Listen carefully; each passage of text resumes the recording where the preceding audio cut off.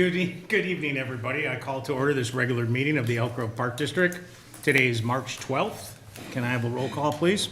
President O'Malley? Here. Commissioner Biedke? Here. Commissioner Carlson? Here. Commissioner Cook? Here. Commissioner Walsh? Here. Okay, our first order of business is to approve the February 26, 2026 regular meeting. Has everybody had a chance to review them? Yep. All those in favor of the, as presented, please say aye. Aye. 5-0, Francis.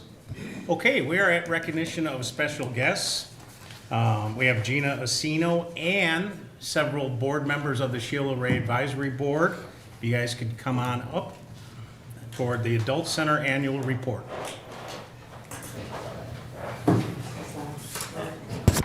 Welcome. Well, thank you. Gina is our adult supervisor. What we have, I'm on the advisory board. I'm the president of the advisory board. And we have everything, every activity we have virtually at the center is growing.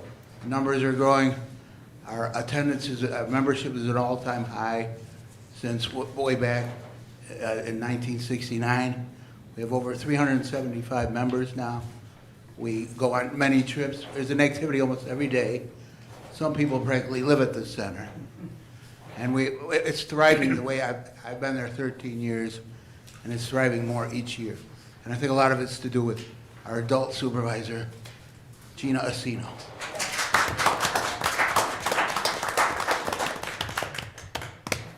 Thank you, Rod.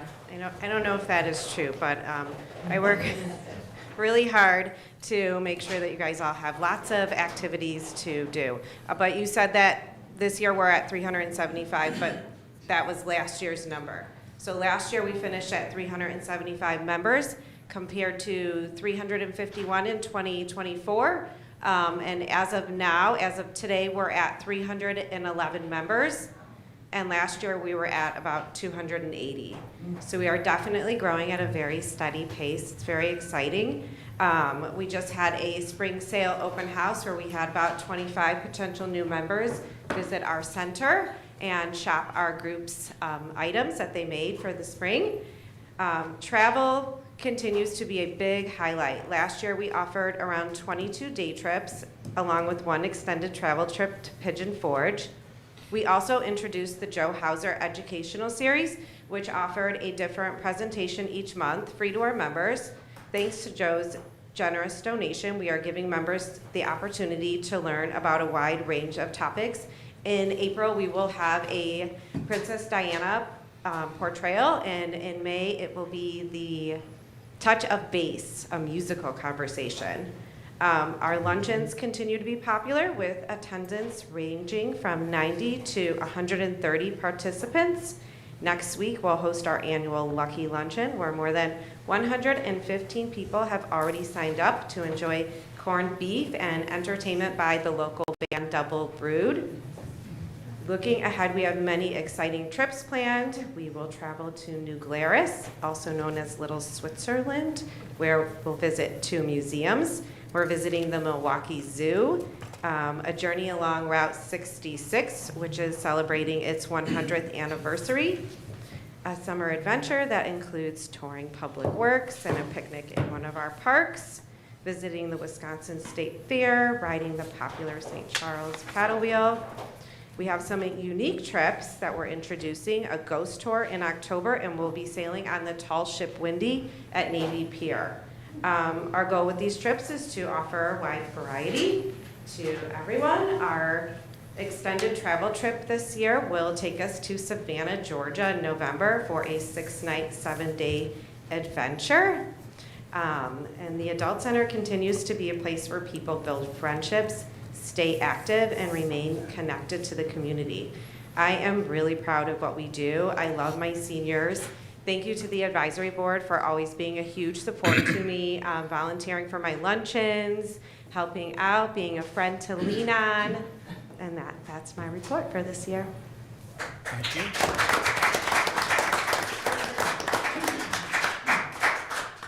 Hey, Gina, the Sheila Ray Adult Center is very important, not only to the community and to the Park District as an asset, but either individually or collectively. Is there something that you guys need, want? I mean, obviously you have staff support, the board support, but, you know, when you guys get together for your own individual budget meetings or your, you know, brainstorming, does that topic get brought up knowing that you guys have our support? Yes, it does. I think they just actually asked for a new bus. Besides a bus? Eventually, we would like a new here. bus. Yeah. So we're thinking smaller. I'm not really sure. I think we're pretty good. We just kind of asked for some shirts for the advisory board, and I think the foundation is going to help out with that, for the ambassadors, sorry. It would be nice for the advisory board. Oh, yes, we'll do that too. But no, I think we're okay. And Tom, you're the chair of the committee, and Tom was one of the first ones as an active board member to retire, so he slid into that role and he's embraced it. So, Tom, your thoughts, your relationship? No, I'll just echo what Gina said about the advisory board, their dedication. They're all very professional, they're all involved and active, and really give Gina a lot of feedback, and I'll hold her accountable for providing all those things that she provides. And, you know, we got the Buzz, which is a flyer that comes out. If you want information on these trips and different activities, you can pull that up and it gives you all the activities. It's online, it's also on our regular brochure. A lot of different things for active adults, not just, you know, nursing home seniors sitting there doing, you know, that type of stuff. So really take a look into it if you're an active senior, and look at the things that you're involved with. Some of the things that we did do, and I talk to the board every year about things that they think they need over there. We did upgrade their fireplace so that they don't have to mess with trying to light it manually. They can flick a switch and it goes on. We had a bust a couple years ago, and there's another one I think that's due for replacement. I think Mark looked it up, but next year, it might be in next year's capitals, or the year after. It's close, it's very close to getting a replacement on that. And so, yeah, we're constantly looking, we got new cabinets and tables that are coming, so continue to upgrade that facility, and as well as the park in the back there. We did that 2 years ago or 3 years ago now, I think, and it's a beautiful park back there, walking paths, different historical stuff you can read about, bocce ball. So it's a great place to come and visit during the day, and I would encourage any active seniors that check it out. A lot of activities there, so. Yeah, it's probably understated the role Kelly Carbon plays at your place, because we know that she's constantly, you know, looking for sponsors and trying to offset some of your costs. And, you know, in the last 3 to 5 years, she's done a tremendous job. So thank you for that also, Kelly. Thank you, Bill. Thank you, Kelly. Any Jan, if you want to questions? introduce some of the board members that are here, that made it here tonight, and you might want to give them a Okay. shot, maybe they want to come up and say something, or? Well, Rod, our president, just spoke, and we've got Barbara Branke right here, our vice president, our past president, Donna Tugnochi. We've got Joanne Caroto. She is our not phone reassurance, membership. Gail is our secretary, and Al is phone reassurance. Those are all of our members. And Mark's not here, Mark Marino, he's our treasurer. We'll give them a shout out anyways. Yeah. John, Bob, any questions, Scott? All right, if you can just give me 30 seconds. This is just as important as we try to have balance in our lives, correct, Gina? Uh-huh. I believe your son played basketball last week Yes, he did. on a Friday night, Yes, he did. semifinals. Yep. I hear you played the grandson of one of the commissioners. Can you talk about that game just a little bit? Like who won, who lost, and I believe there's somebody, Luca Asino, maybe put in 8 to 10 points. Yes, it was a big game. Luca and Ace played basketball together on travel, so they were versing each other last Friday, and Luca came out the winner. Ace played very well. But Luca's Very good. Going to the championship. There goes the tomorrow. van, I'll have you know. Yeah. It's only one vote. And the final is tomorrow. The final is tomorrow at 8. And sometimes I'm remiss not thanking EGTV, not only for everything they do in the community, but for televising these meetings. Do they still, gosh, Deb, you could say it on air, do they still televise the championship games? It's part of my plug. I'm Okay, gonna so do it during my that's great. So we'll all have a chance to take a look at not only your son in action, but that particular team. So thank you. Yes. Very exciting. Okay, Thank you. Thank you. can you pass this Kleenex to Scott, please? All good. Thank you, everybody. Appreciate everything you do. Thank you. Okay, we're at public communication. Do we have any comments from the audience at this time? Okay, if you don't mind introducing yourself and then see what's up.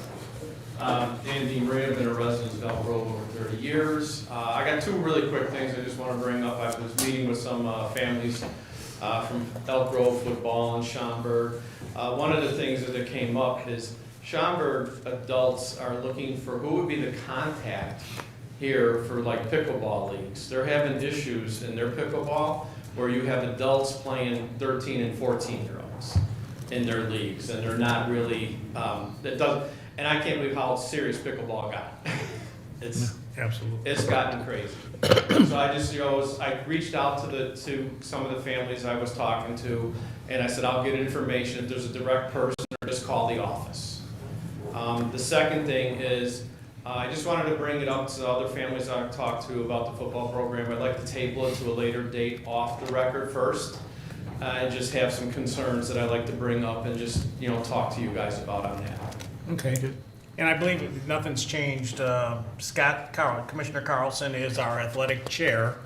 So I know you guys have a relationship. Scott's been very active in the football community as a coach and ex-board member. You've been a board member, so indirectly, if you want to involve Scott and the backup, it's certainly, they'll relay some of your concerns back to us also. Appreciate it, yeah. I would also suggest reaching out to staff as well, looping them in on this. They are the people behind the scenes that, make things happen as well. So I think that's important too. Staff is fully aware. Dan, we have your email. It's gonna be Drew or Chris, who's in charge of pickleball leagues, so they can reach out to you. I'm sorry, I got left or right, but yeah, you have my email, you said? Yeah, we have it in the Oh, system. yeah, well, I've been on the board for 24 years. I hope you have. If you don't, I did something wrong. Anything else, then you're good? No, I'm good. I have two really quick points. Biggest questions. Okay, thank you for your comments. Correspondence, do any commissioners or staff have any correspondence they'd like to share with the public? Hearing none, we'll move on to recommendations for acceptance and approval. You guys are welcome to stay for the entire meeting. If you'd like to leave, also no hard feelings. We'll see you guys later. Thank you again. Thank you. Yep. I need a motion and a second to approve 3 athletic advisory board members. I guess there's a statement. I move that these individuals be appointed to serve a 2-year term as an advisory member of the following boards: Elk Grove Youth Football Board, Dominique Essex; Elk Grove Youth Baseball, Jerry Flowers; and Elk Grove Cheerleading, Janice Cavaliers. So moved. Second? Any questions or comments? Roll call, please. Commissioner Carlson? Yes. Commissioner Cook? Yes. Commissioner Wallace? Yes. Commissioner Biecki? Yes. President O'Malley? Yes. I would like to show you the talent that we have, just if everybody looked at the advisory board application just for Janice, that she's been so active before. She's been on the baseball board, the football board, the cheer board, and on top of that, as she is on this cheerleading board, she's entering her 3rd term on the executive board of the Illinois Cheerleading Association. She does tons of fundraising, not only for any program that she's involved with, but for the community. And I don't like singling people out, but again, she's been a rock for so long, and and she's still going. So thank you, Janice. Okay, we are at items for information. Leisure Services update. Tiffany Green, please. Great, so you brought it up earlier, but I'm gonna say it at the beginning so I don't forget. So EGTV asked me to make an announcement. They will be at the Friday basketball championship games, so they will be live on EGTV. People can watch on YouTube, Facebook, or the website, eg-tv.org, and of course Comcast Channel 6. So they will also be on demand if you want to watch later at your leisure. So that was for them. And then for my area update, so I'm gonna skip the seniors. Gina already talked about them. But aquatics doing well. So group swim lessons for the month were at 226, and aqua wellness was at 817. They offered the Healthy Heart Challenge this year to members, and they were very excited. They had 38 participants, and 31 of them successfully completed the challenge. That was mostly geared towards the lap swimmers that come to Pavilion Aquatic Center. The Stingrays, they competed in a divisional conference meet in late February, and then we had 29 of those Stingrays invited to compete in the all-conference meet in March. Aquatic staff is 99% staffed for the summer in all positions except lifeguards, and lifeguards is approximately 56%. And we also just held a couple of recertification classes and certified approximately 50 guards. For adult leagues, the one thing I did want to mention is that for our Adult Bags League, we did survey those teams, and we are ordering new boards based on their recommendation. So they were able to help in that selection process, and we got a really good response rate from that survey. For youth athletic instruction, karate is at 70 participants. The new youth MMA class is at 7. Tumbling Times is doing really well at 172. Hot Shots at 95, and Sports Kids Tennis is at 25. For our youth leagues, the winter basketball season, like I just chatted about, is wrapping up, and the registration for Summer League is open. Our house baseball indoor winter training had 93 players enrolled, and that ends March 22nd. The girls' the spring season for that will kick off the first week of April, as will most of our outdoor sports, and they have 144 enrolled. Girls softball is currently at 165 participants, and they're still taking registration. Football has 50 players registered for the spring 7-on-7 season, and that registration is still open. Soccer's at 189 for the rec season, and cheer hit their max for the summer camp, and that was at 54. For Audubon, they were at 91 total admissions for the month of February. Cultural Arts, they just finished up their priority registration for music, and they have their upcoming theater production of The Addams Family coming up on April 3rd, 4th, 10th, and 11th. Tickets are still on sale. Shout out to dance. The Ignite and Ignite senior companies, they competed at their first regional competition, and they did really well. They received 2 high gold awards, 16 platinum, and 11 high platinum awards, along with first, second, and fourth place overall placements. Ignite was additionally awarded the following Judges Award: Props to You, Awesome Attack, and Best Choreography. Early Childhood, they held their preschool open house on February 17th, and they had a total of 54 families in attendance. And then they worked with marketing on a new piece that they're very excited about called Rainbow Direct. Over at our fitness center, doing well there, Group X was at 2,497 for the month. And then the Al Hattendorf, like the seniors were mentioning to you, was at 593 for the month. So doing really, really well. Skip on over to the museum. The winter spring exhibit that was installed in January showcasing the Alexian Brothers history is still up. So go and check that out if you haven't had the chance. Open gym numbers for the month of February were at 477. Rentals were at 172. Before and after school care was at 1,618. For special events, we had a Sweetheart Dance on February 13th. We hosted 125 guests. And then we have a ton of upcoming events. So on March 18th, we have our Fitness and Aquatic Member Appreciation Day, as well as our Get Fit Fair. On March 20th, we have a Parents' Night Out at PAC. March 21st is the Doggy Egg Hunt at the Al Hattendorf Center. March 23rd through the 27th, we will be having Lagoon Open Swim Hours during spring break at PAC. March 28th is the Underwater Egg Hunt. April 4th is the Excellent Easter Celebration at the museum. And April 10th is another Parents' Night Out. That's it. Any questions for Tiffany? Yeah, I just had one on, we were talking about pickleball. Where are we at with the signage over there as far as the rules and the season's coming and starting, so. Talking about Marshall. Marshall Park, yeah, for pickleball? It's up. Signage Is is that up both there courses? in the rules, and do we have any signage as far as, like, no skateboarders or bikes? it's all on the It's sign. all done, okay. I can send you a picture, Tom. No, that's fine.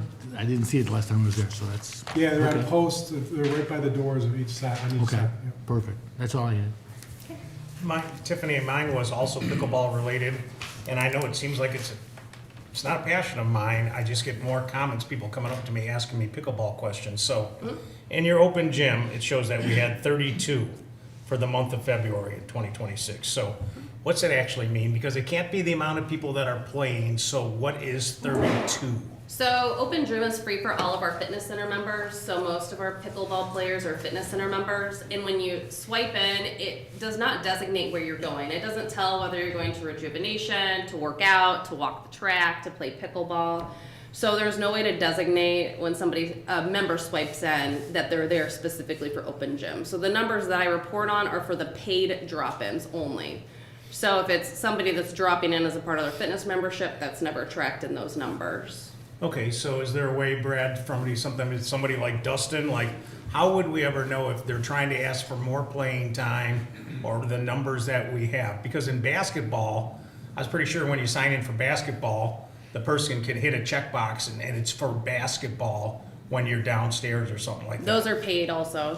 Everything on that Open Gym is paid only. Okay, so how do we know then, with Silver Sneakers, if somebody scans their card that they're only playing pickleball, like, there's never gonna be a way to differentiate who's coming in just to play pickleball when they're asking for more times than that? The way it's currently set Set up up now. is not saying that we couldn't make changes. I've got to look into it and see if that's possible. Most likely, It might be we'd a have to- software. most likely we'd have to scan in downstairs as well. And I'd have to, let us look into it. That might cause double counting, things of that nature, so. we'll look I mean, into we it and get back to paid. you. I know you made the comment about Silver Sneakers. Yeah. That's great, because if they scan and they're playing pickleball, we still get paid for I that. agree, and that's important. So- That's why I always said Yeah. that the attendant has to make sure, even though they're members, that, hey, they're a different type of member that you have to scan so we can get the insurance company to pay us. Yeah, Okay. yeah. And everything And is they- fine then on the accountability? And they did get new pickleball nets, so there's 9 new nets that they got for members, so they can have all 3 courts when they're available, along with pickleballs. So all of that happened within the last month. To the best of your knowledge, any backlash that you're forcing people to wear wristbands that didn't want to? No, I actually went over and monitored it myself a few times to kind of see what was going on, and some of it's just people are looking for their wrists only, but the way we state it in our rules, they just have to wear it on their person. So a lot of kids put them around their shoelaces or on their ankles. So when people are looking to try to call out whether or not people have wristbands on, they need to look at both places. So that's what I found out when I Okay. was doing my walkthroughs. But we haven't been having any issues. Okay, sounds good, thank you. Real quick, the Silver Sneakers, can you just really quickly go over what's included on that? Like, are we all the way down into the pool and the therapy pool, or is it Yeah, just it's everything. upstairs? Everything? Okay. Yeah, they have a full access pass. I would like to figure out how we can collect data on all of the I'm hearing from like the high school kids, college kids, that they're not getting gym access because of gym rentals, pickleball being set up, for example, the nets just being set up, no one's playing them, but the gym is shut down because the nets can't be moved, but yet they're on wheels. So I would kind of like to look into that, collect more data, because I'm hearing a lot regarding them not getting access to the gym and the gym being, no one's using it. Do we have posted hours for pickleball? Yeah, I mean, they have regular open gym hours like everyone else. But again, it does require setup, so I don't know what the time frame looks like. Most of the pickleball open gyms are during the day, so they're like 9 to 11:30. There's only one evening time. Correct. So I don't, unless the kids have the day off of school, I don't see why that would be a conflict, but. Yeah, well, I also understand too, because they've been having difficulties getting in after school into the gym, they even went at like 5 a.m. and the nets were set up and they weren't gonna let them play, but then they eventually moved the nets so that they can play, because posted, I think, was 8 o'clock in the morning for pickleball to be played. So from 5 to 8, the gym is available. Well, and they only have 2 gyms set up for pickleball, so there should always be a third gym anyways. I would, if you guys can look into that and monitor that a little more closely, because I'm hearing a lot of feedback regarding that. Okay. What age group is this? High school, college? Okay, any other comments for Tiffany or questions? All right, thank you, Tiffany. Parks and Planning update. Mark, please. Park's been busy as we transition into warmer weather. Our ground staff has been working hard on pruning a lot of trees throughout the parks. Our athletic maintenance staff has been working on the renovation at the baseball fields at Osborne Park and Appleseed Park. So they're getting going on that, and then beyond that, staff's working just regular maintenance and getting ready for some capital projects. We had a team go out to Williams Architects to look at some color palettes for the locker room project. So we're getting going on a lot of these projects, and it's an exciting time right now for us. Any questions for Mark? It's not so much a question, but Ben, maybe you can find out some of this information. We collectively as staff and the homeowners and us are gonna come up with the Rainbow Falls potential replacing the bucket in that. I saw on the last set of bills, we had close to $50,000 worth of just slide repairs again, came due in February at Rainbow Falls, a capital improvement or whatever fund you took it out of. So is there a way that you can kind of look how much we've spent on capitals for like the last 3-4 years, so that as we're making decisions, it's not just a matter of looking at the budget that comes out from Brad that says, hey, we made $100,000 at Rainbow Falls. I'd like to have something that more accurately reflects the value of that and what we spend on there as we make decisions as a group. Sure. But would that be net revenue? So the capitals are separate from the operating revenue, so that'll be easy to pull. It's all separated already, so. Okay, any other questions? Thank you. Business services update, Brad Scholes, please. The golf course opened on Sunday, March 8th. It was well received on surprisingly Sunday and Monday with over 200 rounds each day. The course will stay open for the year. It is closed this week just with the bad weather and the cold temperatures, but it is open for the season. Probably will open up either Thursday or Friday again after this cold snap. And the driving range will be opening shortly as well. That's all I have. Questions or comments for Brad? I was there Monday. It was. I wasn't surprised on Monday. When I got in the office Monday morning, I did the rounds on Sunday, and it was cold Sunday morning. Yeah. And, yeah, some diehards. Long Brad, season, It was a long bad golf decision, season. let's just put it that way. I was walking into a volleyball tournament at 7 a.m., and I was like, man, people are golfing there. Yeah. Ooh, hopefully they had their winter coat on. Hopefully you don't feel like pressure is ever exuded from this board when we give you direction. For example, a couple of years ago, when we built the new clubhouse for Fox Run, it's like, hey, we gotta have things going on every single night. You know, we have the bags leagues and we have the simulators, and then we went to the bands. And the first year and a half was successful, but now Scotty's been at one, I've been at one. The turnout is becoming less and less, so maybe the enthusiasm's gone. Do you kind of feel like we're pressuring you to have bands? Because you don't have to. I mean, I always feel like you guys run the golf course, but what's your feeling on bands lately? I think we're seeing the same as you. They're definitely, the numbers are down. Now, we had some bad weather and some bad And the Packers game competition, on one correct. night. We had some bad competition this year. Yeah, I think obviously the newness is starting to wear off a little bit. We got another one scheduled in May. We've definitely cut back on them and are trying to be a little more strategic on when we're gonna be doing them. But no, I think we'll continue to have them and continue to evaluate. Might want to look in the menu too. I mean, I've gotten some feedback that because the menu is so limited, they'd like to come For the before, bands and stuff. and get something to eat, but you know, it's just beef, tacos, you know, there's not much on the menu. Okay. John, you're a regular, anything? Anything you hear about the music? I mean, from a golf course committee standpoint, the last meeting we had Alex mentioned like, hey, I really want to stay out of the golf season with it. Now May is early, so, and I agree with him. I think we're golf course first. So in the wintertime, yeah, if it plays, it works. I mean, I've been there a few times, the place is packed. Yep. So, Well, last 2 Saturdays ago, wasn't worth opening the door, Yeah. to be honest. and I was thinking when Brad was talking, it's like, maybe it's not a bad idea to take a year off, right? And then try again next year, next winter. Yeah, we've definitely cut back this year, Yeah. and like I said, I think the last couple of years, we've tried to steer away from the summer. I think it's tough, I mean, there's so many different factors, like I said, the competition this year on, the weather in January and February, and then, like I said, we ran out a couple of weekends against, like Bears Packers was one of them that we had planned, and I think there was something else going on the other one, so, it's education, and we'll try to. I think May might even be a little too late, but, what I would gauge it on is the sundown, right? Because the golfers are gonna stay till the sun goes down. Correct. So when are you starting to set up for the band, I guess, would be the thing I would look for.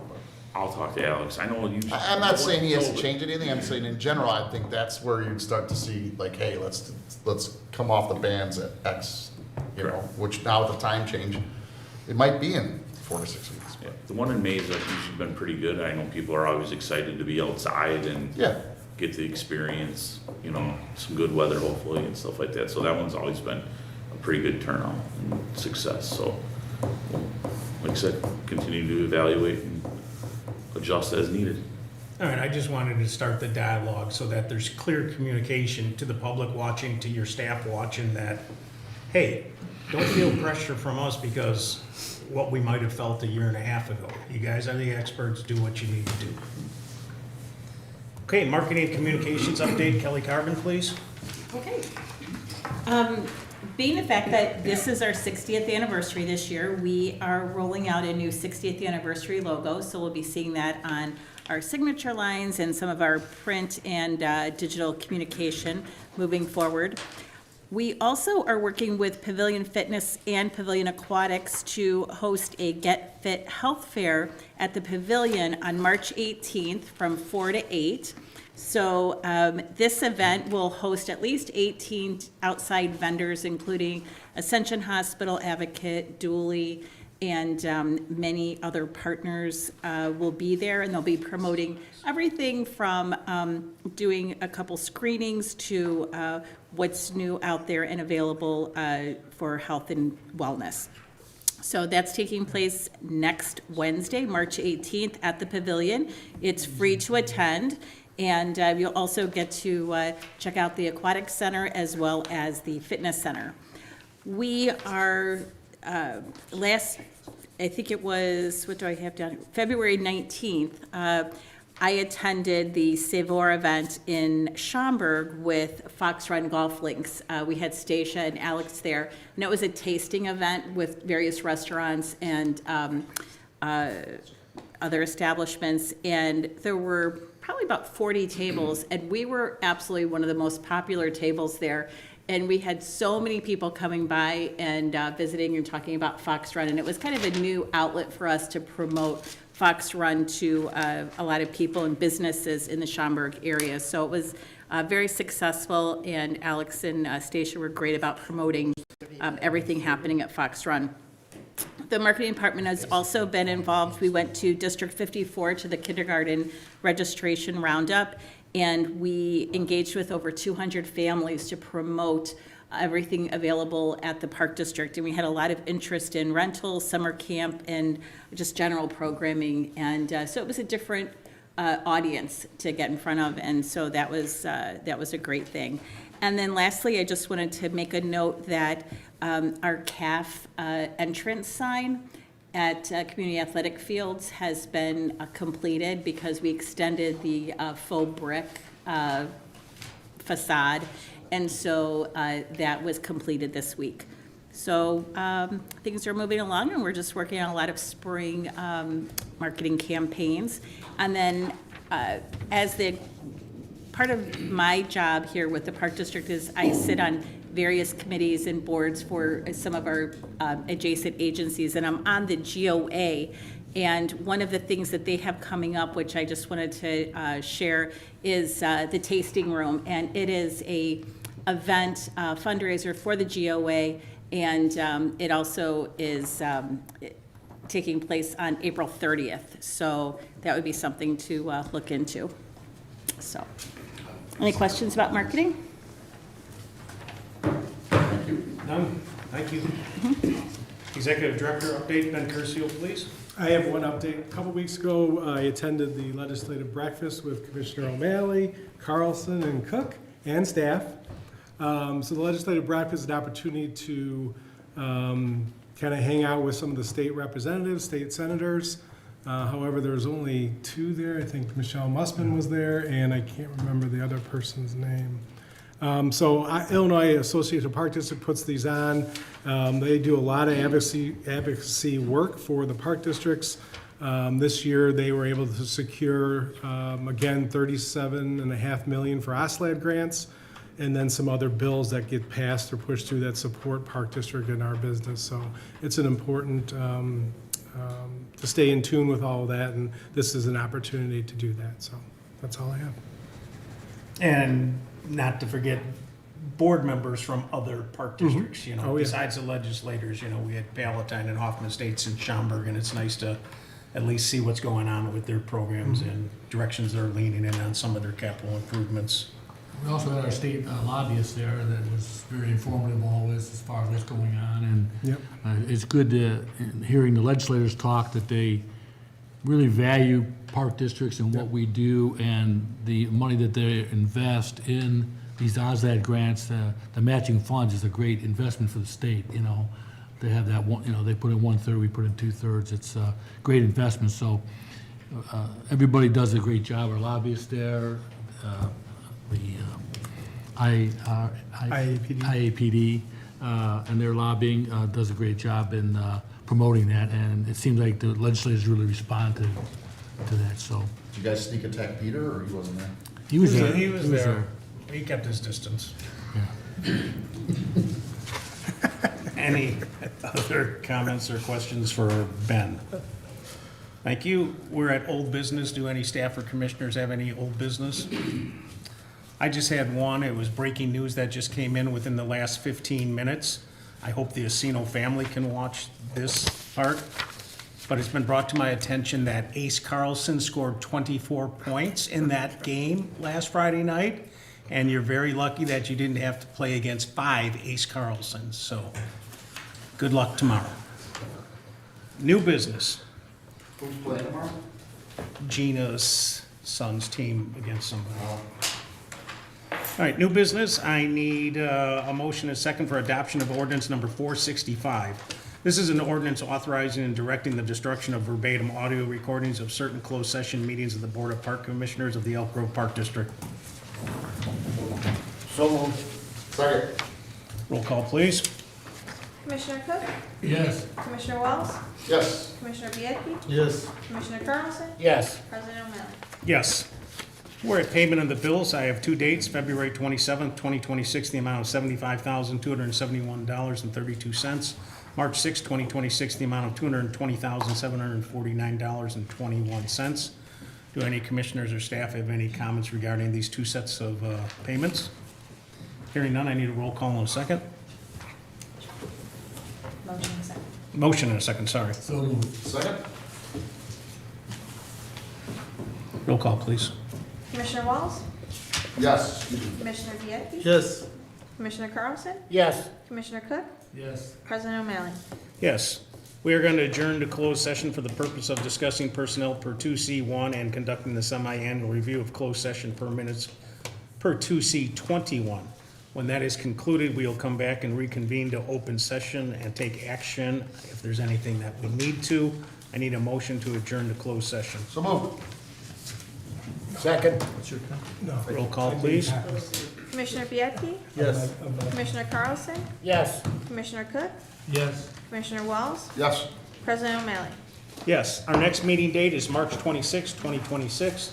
Thank you, Debbie Dennison. Thank you, Scott Marinick. Thank you, EGTV. We will now adjourn to closed session.